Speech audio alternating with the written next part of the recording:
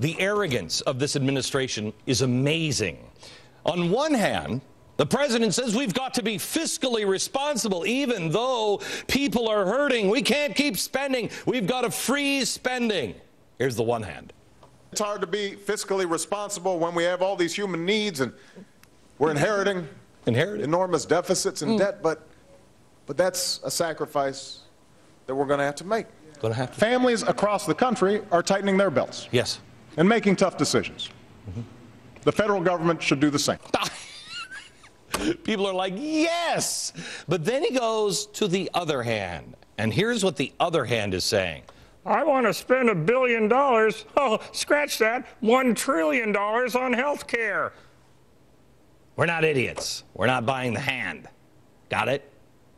He treats health care as if it's somehow or another separate from spending. This one's free. We're getting the money from a money tree. Then he realizes too late, gosh, that money tree doesn't exist. I don't care how many new taxes you conjure up to make it deficit neutral. Spoiler alert, it's going to cost you money. Otherwise, it wouldn't say the word tax 35 times on just what they've posted on the internet. You see, this adventure doesn't end well economically. No. And the president knows it. Yeah, he does. How do I know he knows? Oh, it's easy. This is his signature piece of legislation, right? This is the guy, I mean, this is the most important thing we can do. And this is the guy who's not exactly camera shy. I mean, anybody pulls out a camera, he's there ready to break out a speech. In fact, he's always at the podium. He's always on prompter. 16 American flags always ready to go right behind him. I mean, it's pretty spectacular. Where was he today on the issue?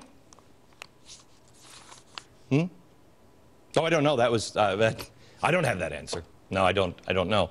The first attempt of his signature health care plan drafted by Pelosi. I'm just letting Nancy Pelosi draft it. The second one was, I'm just letting Harry Reid draft it. Yeah. This one, I don't know who drafted it, but it's up there on the internet.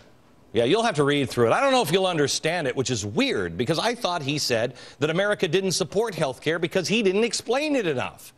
Wow, if you're going to launch your signature program and it's yours this time, you'd think that you'd explain it with a speech or something. Here is why the president doesn't want his fingerprints on this. He doesn't want any videotape at all of him endorsing his own package. Because A, it destroys health care as we know it. B, it will raise taxes. C, it will usurp state rights. D, through spending and expansion of new government offices, it will give government more power and control than they could possibly ever imagine. And he's asking the Republicans to come with an open mind on Thursday. Open mind. Does that mean you're going to saw through the brain and just open it up like, I mean, how much of an open mind do you have to have if you're a fiscal conservative to agree with this when this plan broadens the tax base for high-income taxpayers, orders a comprehensive database on health claims, which that sounds good. That doesn't sound like there's any more red tape for our doctors there.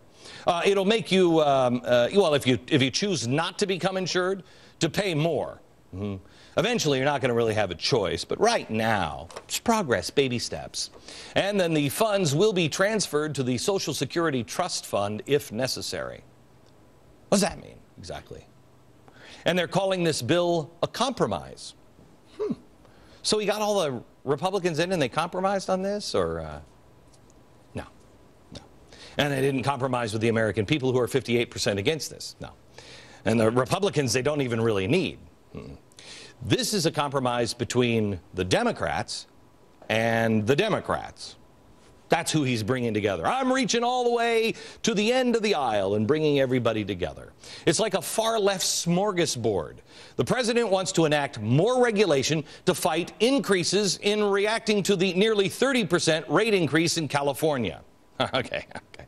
That's high.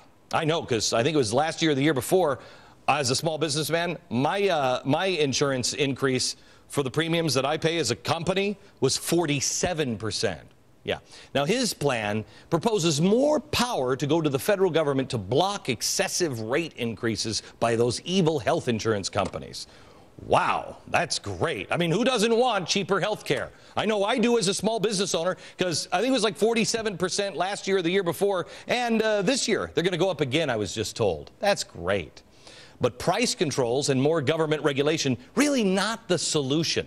The solution is deregulating. Let me buy health care across state lines. I'm in New York. Let me buy it from New Jersey. Hey, if there's a great idea in California or Texas, let me buy it there. No, no, no, says the federal government. Price controls. Well, gee, if I were just born today, which I wasn't, I might think price controls work. But since we know a little something called history, we can look into price controls. The NRA, not to be confused with the rifle people. This is from 1933. I love this. This is when FDR tried price controls through the National Recovery Administration. We do our part. This is on the windows of every business, and what it said was, you can do business here because they're American. They said, look for the Blue Eagle. If you don't see it, why don't they like America? What it meant was, they're not going to charge you a penny over what the federal government said they could charge. Yeah, it didn't work. Oh, and the Supreme Court thought it was unconstitutional, so... But in the meantime, they ended up cracking down on small business owners just trying to stay afloat. My favorite story is when, prices were so low, prices inflated to more than anyone was allowed to charge.